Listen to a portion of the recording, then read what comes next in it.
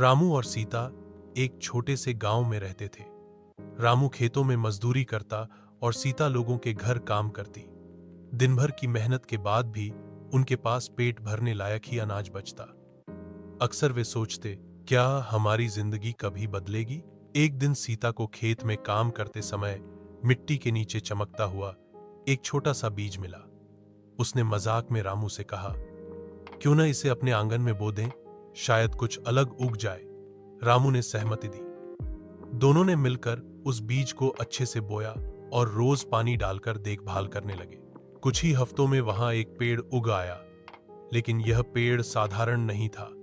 उस पर सोने जैसे चमकते फल लगते थे।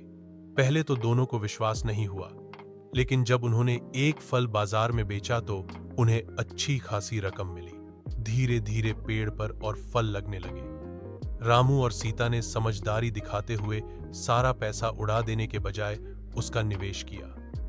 उन्होंने गांव में एक छोटी किराने की दुकान खोली।